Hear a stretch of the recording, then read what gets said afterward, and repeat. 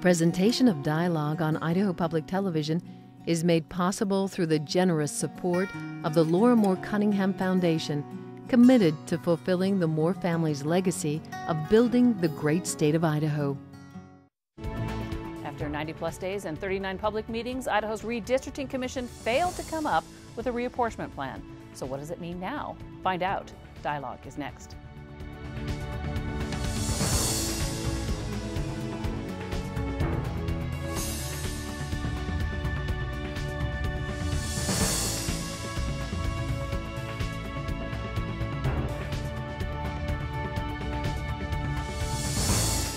Hello, I'm Joan Cartan-Hansen. Thank you for joining us here on Idaho Public Television, on the World Wide Web, and on public radio stations. One person, one vote. That's the basic organizing principle for our nation. Every 10 years, the federal government conducts a census, and the states use that population data to redraw congressional and legislative district boundaries. Under Idaho law, a 6-member commission is supposed to do that job, a job they failed to accomplish this week. The 3 Republicans and 3 Democrats were unable to adopt either a congressional or legislative plan. So now the job gets kicked to the Idaho Supreme Court. And joining me now to explain what happened and what may happen next are 2 commissioners, Lou Esposito, thank you, sir, appreciate you being here, and George Moses, thank you, sir, appreciate you both being here. Also joining us is Betsy Russell, Boise Bureau Chief with the Spokesman Review, and Gary Moncrief, Professor of Political Science at Boise State University. Thank you, appreciate it.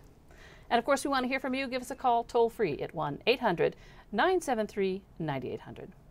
I guess the first question for you 2 gentlemen is what happened? Why couldn't you reach a compromise? Well, as I've said in other forums, government isn't simple. In Idaho, we have 1.6 and change million people, and they're all different, and that has to be taken account of. And this all gets boiled down to 90 days.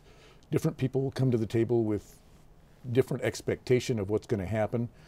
You know, this commission isn't uniformly well accepted. There are a number of people who wish it wasn't here. The Republican Party platform calls for repeal of the constitutional amendment that created the commission and putting it back into the legislature. So with that breadth to bridge, it's no wonder that it's hard to bring this all together. Well, I believe Commissioner Moses gave a somewhat fair assessment of what the issues were, but I think the fundamental problem that we had with coming to an agreement on this was the difference between what the Constitution directed the commission members to do and the state statutes. And the Republican commissioners took the broad view that all of the commission members needed to follow all of the guidelines, the constitutional guidelines, the statutory guidelines, and also the court cases that had preceded us. And so I believe that it's those fundamental differences that really kept us from more rapidly getting to a point of consensus. But I think near the end, with the help and efforts of Commissioner Kane, one of the Democratic commissioners, one of Commissioner Moses' colleagues, and Commissioner Finman, and from North Idaho also, and her efforts, they were able to work out a North Idaho compromise. I believe that we actually made more progress in the last 3 or 4 days than we made in the 90 plus previous, I guess 86, 88 days that preceded that. We believe that given a little more clearer direction and definition of what the guidelines need to be from a court of competent jurisdiction, the Idaho Supreme Court, that we should be able to reach an agreement pretty rapidly. So in our petition to the court, we actually asked the court, when they do reconvene us, to give us 3 days. Not 30, not 60, not 2 weeks, 3 days. We believe we can accomplish that with some clear guidelines. Do you think you can accomplish it in 3 days? Can we? Sure. Would we? That's a whole other question. There is this disparate view of what controls. Now, we have taken the position, and we believe that the study of constitutional law supports it, that any constitutional requirement is superior to any statutory requirement. The Supreme Court said as much in one of the cases that it heard the last time around on this 10 years ago. And I don't believe there's a court in the land that would hold that a statute supersedes the Constitution, because if you do, then the legislature can amend the Constitution by act at any time. The amendment process is a dead letter. And the Constitution is wide open to any use or abuse that the legislature wants to put to it. So that's the position we took. You have first to satisfy constitutional requirements. Once you've done that, you look then to statutory requirements. And certainly you're not free to ignore them, but neither are you free to put them ahead of your constitutional obligation. But Joan, here's the rub. The rub is that the Constitution clearly gives the legislature the authority to enact additional guidelines. And because of the actions of the last commission 10 years ago and some of the just terrible legislative districts that they created, on a bipartisan basis, and I'm going to stress this, both Democrats and Republicans passed additional guidelines, two very clear and simple guidelines that basically said every legislative district needed to be connected by either a state highway or a federal highway, interstate. Additionally, if you were going to split a precinct, that you needed 5 of the commissioners to vote on that. If you violated the road rule, as it's become to be known, then that also required 5 commission members to vote and say, well, we can't, this district doesn't have a direct road connection, but we think it's in the best interest of the citizens of Idaho. So if you get 5 commissioners to vote on it, we'll allow that. So it's not as clear and as simple as some people may think. And we've had people telling us what the court's going to do. And I think that we do that at our peril. And so we really took the more holistic approach, sort of ironically. We followed all of the additional public testimony, which, by the way, the Republican commissioners asked for additional public hearings, so we got them. And we traveled around the state. We got great testimony. People from Sandpoint down to Soda Springs and most of the key cities in between. And it was really heartening to see that many people in all of the cities that we had hearings turn out, give us their input, and we took that input to heart. And we tried to balance that with the constitutional requirements and the statutory requirements. Now, I think reasonable people are going to be able to disagree about this, because you get enough lawyers in this room, you'll end up with an equal amount of lawyers on either side telling Commissioner Moses and I exactly what we want to hear. So the lawyers that we need to hear from now are the Supreme Court members, because they're the court that, through the constitutional mandate, were given jurisdiction over this. We look forward to getting very clear and specific guidelines from them in terms of what we need to consider and what the order of priorities are when we put a map together for the people of Idaho. And I think Commissioner Moses would agree. Once we get those guidelines, it'll be a major help for us. Well, it'll certainly be a major help. And Commissioner Esposito has it right. This is where we hit the wall, because by insisting that you need these 5 votes that the statute put into place, you are in effect deleting the constitutional requirement that it only takes 4 votes to pass a plan. It's our position that the legislature, if that's what it intended, went well beyond its authority. And that's why we go to the court. We look at the language that the court used 10 years ago. It applies directly to this today. You can go broke betting on the court and what it'll do, but we're very confident that the court wouldn't reverse something like that. I want to jump in there. Betsy, you gave incredible coverage of this. It was the place you went to find out what was going on. Over the 90 days, did you see it falling apart, or did it ever come together? What was your view from your side? It started on a very positive note. It seemed like all the commissioners really bonded during their hearings around the state. They were optimistic. They were going to have a unanimous plan. They were going to reach it by July 27th. And then they got tied up on procedural issues. And they really spent the whole rest of the time arguing over procedural issues, some of them related to this very question that they've both laid out right now, and others related to trivial things about procedure, or who's going to make what motion, or everything but where should the lines be on the map. And I think really their basic disagreements, as it came out in the final days, were about where should the lines be on the maps. If they had started negotiating sooner about that, perhaps they could have been unanimous, and all this other stuff about 4 votes or 6 votes or 5 votes wouldn't have mattered. And maybe the court settling that one big question will allow them to get down to it. They showed that they could get down to it and start negotiating in the final days. They just need to do some more of it, I think. Now, make no mistake, Betsy's right. There were a lot of procedural issues, but they weren't just procedural issues. Every one of those issues was a stalking horse for something much, much deeper. And I was a little disappointed that people didn't pick up on that. We weren't just bickering about what time of day we do this or that. All of them had a much deeper impact. And that's why we fought so hard over them. This is hardball, hardcore politics when you come down to redistricting. There's not much more that you can. There's nothing really other not like it else. Am I wrong? No, you're absolutely right. John Dingell once said, if I let you write policy and I write procedure, I'll screw you every time. So there you go. So, let's ask, now, Idaho is one of the few states that has a commission. Yeah. Most states, and until the last couple of times, Idaho goes to the legislature to draw this up. There's 13 or 14 commissions, depending on how you count, because some of them do. The commission only does the congressional lines, and some they do the state legislative lines, and some, like Idaho, they do both. So there's about 13 or 14 states. At this point, only 2 of those states have concluded their business. One of those is California, and the other one is Alaska.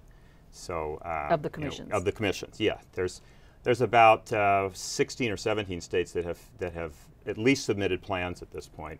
Virtually all of those, I think all but 2 of them are in the courts now. And how are those bodies where the legislature are drawing the lines? How are they doing? Well, it's always hardball politics there. I mean, if you've got a majority party with a governor from the same party, they are in the driver's seat, and that's the way it is. One of the states that I believe is without a lawsuit right now is Oregon, which still does legislative redistricting rather than it being done by a commission. But they have a split legislature right now, and so when you have that, you have to come together to get something done.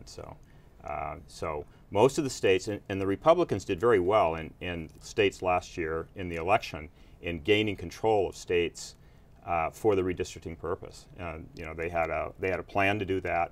The Democrats did too, but the Republicans, I think, were much better organized about it, and it was a good year for them. So in those states that still do this through the legislature, the Republicans are in very good shape. So let's take a look at some of those. Now, there were dozens and dozens of maps that were, so just so people know, I picked these guys. So there's a couple of that I just picked them. So let's take a look at a couple of proposals for, let's see, these are the legislative. Let's take a look at some of the legislative districts. This is, if you go to the statewide maps, you can kind of see there's a little bit of difference between what was a Republican plan and what was a Democratic plan.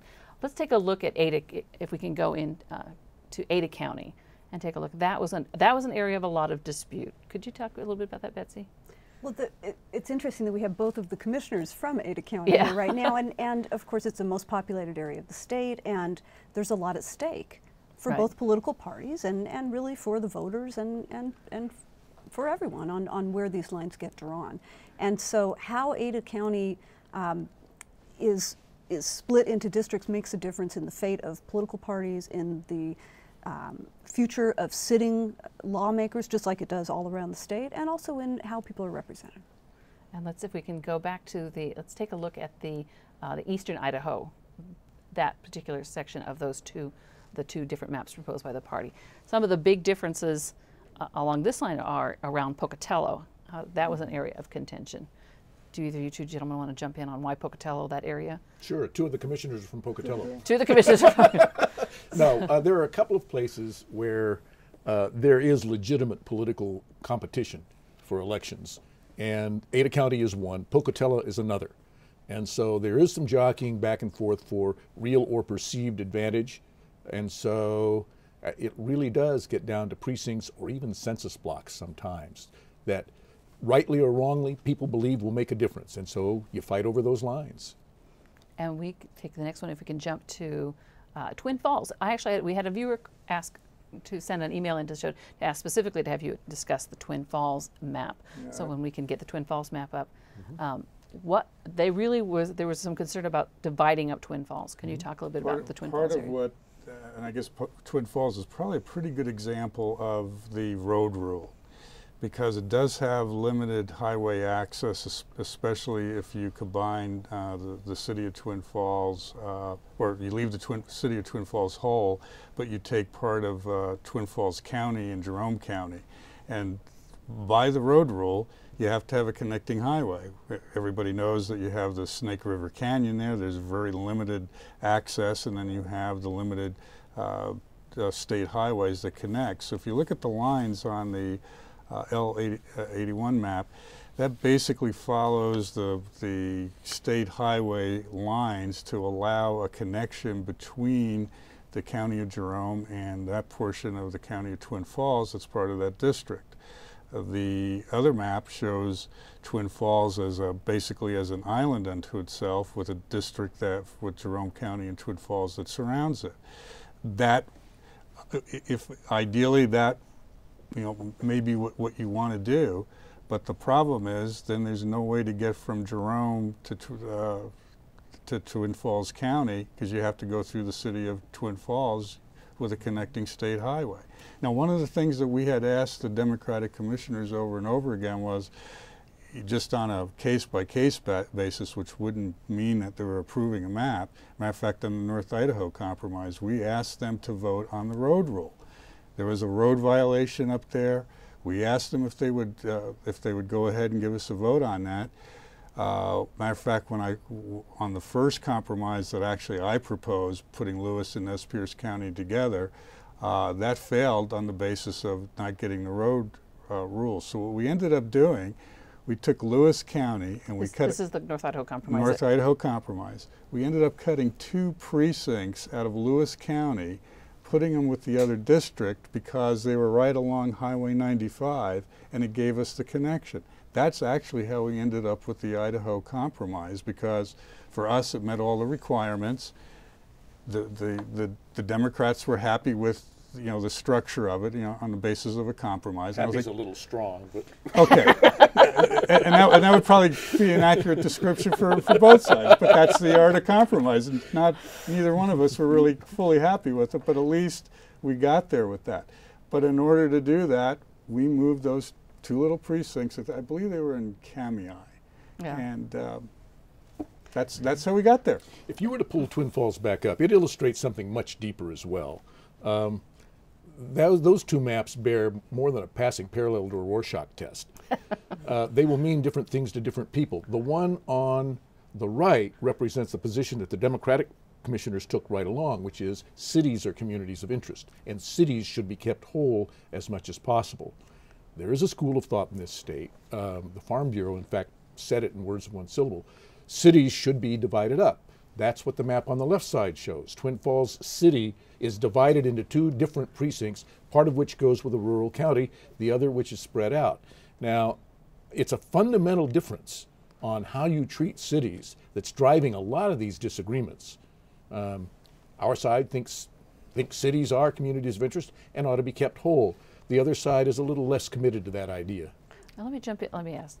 Rural, urban has always been a huge issue. It has been. It's been a big issue in redistricting when the legislature was doing it. In fact, it's, I think, one of the reasons that some people in the legislature in the 90s became kind of frustrated with the process and started pushing for a commission, is precisely because they felt like Boise was getting pulled apart into too many different districts. So this is a state where I think urban-rural is always an issue because of the nature of the state, but this is not the first time that urban-rural has come up in redistricting in Idaho.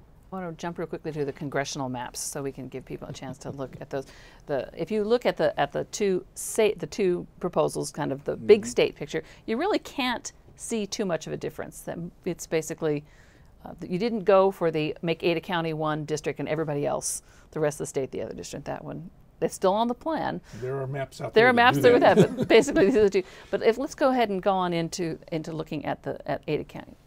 Now there is some pretty significant difference in this. What was the big? Let me ask Betsy so you can get what was the big bugaboo in Ada County in terms of the congressional district lines? Well, really the question is where the line divides Ada County, because Ada County has long been split between the two congressional districts. Our state's population center has had a piece in each of them, and there are arguments that that means that it has input into both of those, or that its influence is diluted and it doesn't dominate either one.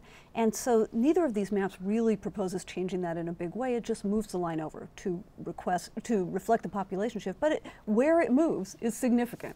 And of course, each of the parties has different interests in where those lines end up. There are some areas that perhaps lean more Democratic, others that might lean more Republican. There are urban and rural areas on the edges of our most populated county. All those factors come into play there. We have a question from a viewer. The GOP proposal for the congressional district seems to place all the high growth areas of the state in the first congressional district. By separating Canyon and Ada counties, wouldn't that help mitigate that population and to keep the congressional districts more equal in population and therefore more in line with the one person, one vote for a longer period of time?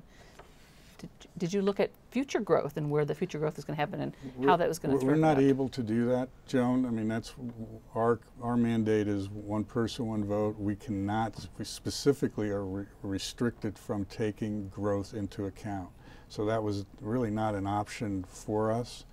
I would say that if looking at those two maps, they are very close now, and we are heartened by the fact that our Democratic colleagues have proposed the latest map. I think the rub at this point is that the Democratic proposal is based on how they would like to see the legislative district lines pulled together in Ada County. Our proposal was based on actually at the request of the Democratic commissioners, because we had much different maps at 5 Mile and a couple of other areas. This map shows the division at Cloverdale and following the interstate. But they asked for bright lines. I went back and put together bright lines. I think we came very close to reaching a consensus on this. So we have the tradition, we have the court cases, we have the one person, one vote, we have zero deviation on the map, and so I'm not sure how we get to that resolution, and maybe it will take getting the legislative map done before we can get the congressional map. We were hoping that we could get the congressional map done and out of the way, that there wouldn't be any linkage. We didn't see any reason why to have linkage between the two, but there we are. We're rapidly running out of time, and I really did want to get a question in. After the Secretary of State has now filed the request for the Supreme Court to review the plan, so they are likely to kick it back to the Commission. What happens if the Commission can't come, if they fail again? There are any number of possibilities, but most likely they would be ordered back to work yet again. The Secretary of State did not ask the court for a plan. Correct. The Secretary of State asked for a process to move this forward. Right. They very explicitly didn't ask the court to draw the map. And there are a lot of reasons for that, not least of which the court really doesn't want to. Yes. In our petition, as I stated previously, we asked for some very specific direction. We actually included maps in our petition to the court so they could actually see the impact of the various plans, so that the court could say, okay, now we know when they're talking about minimum county splits, that's what that looks like. We did a zero deviation legislative district plan, the only ones that were submitted in that instance, and then the general plan that followed all the rules. And let me ask you, why did you decide to file a separate suit from the? We filed a separate petition because we felt that having the most specific guidelines that the court could give us would be the most helpful. We think that to go in and just ask for general sort of esoteric, is it county splits the way to go? Is it, communities of interest, whatever. We gave them specific maps and said, tell us what you think. This is how here's the reality. Give us your opinion on the reality. Give us guidance. And you even asked them to adopt a map. Well, it goes farther than asking for guidance. Well, yes, and I was going to get to that. Did the Democrats plan to file as well? No, we see no necessity to. This is playing out according to the law and according to the process. We're a little bit disappointed in one element of the Republican suit, and that is this. The map that they asked the court to adopt is a map that was presented to the Commission in the last hour of deliberations. We never had a chance to look at it. We certainly never got to a point where we could vote on it. And now the Republican suit is asking the court essentially to preempt the Commission and adopt a map that the Commission's never had a chance to consider. We don't like that a bit. And do you think the Commission should pay for the Republicans' lawyers for the suit? No. The fact is this: first of all, the suit is suing Harvey the Rabbit. There is no Commission. The Commission ceased to exist at 5 o'clock on Tuesday. So to bring suit against an entity that doesn't exist is a little bit. We don't see it as a suit. We see it really, and it's semantics, but we really do see it as a petition. And quite honestly, when we were putting all this together, when we put it all together, our attorney, who's one of the top attorneys in the country on this, he's helped Wisconsin, a number of other states, long working relationship here in Idaho, he posed the question, do you want to ask the But justices? You can't pay a lawyer in semantics. Well, so the question was asked, do you want to ask the justices to approve a map? And we came to the conclusion, it just doesn't hurt to ask sometimes. So we decided to ask. We paid for all the initial filings and all the work out of our own pockets, the commissioners did. If this does become a protracted suit and we end up getting the specific guidance that gets us to a resolution, I'm confident that we'll end up having the attorney fees compensated by the state. I'm less confident of that.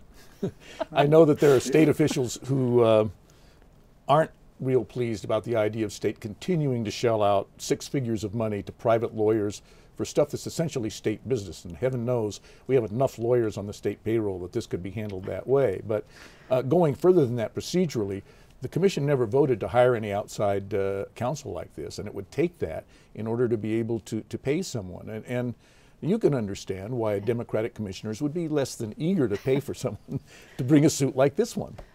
I mean, we've got 20 seconds left, so I'll give you the last word. And then when we go into our Web Extra, we'll continue this conversation. So, we believe that we've done our best to develop a map for all the citizens of Idaho, one that will work well. And so we'll see what the court tells us.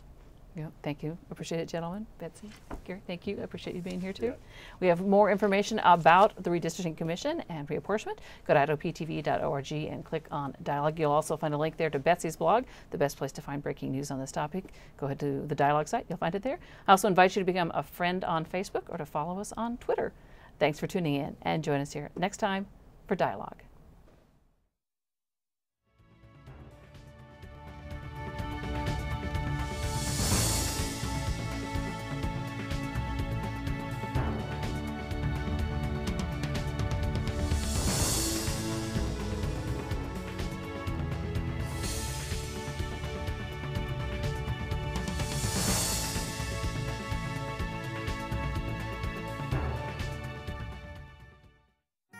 Presentation of Dialogue on Idaho Public Television is made possible through the generous support of the Laura Moore Cunningham Foundation, committed to fulfilling the Moore family's legacy of building the great state of Idaho.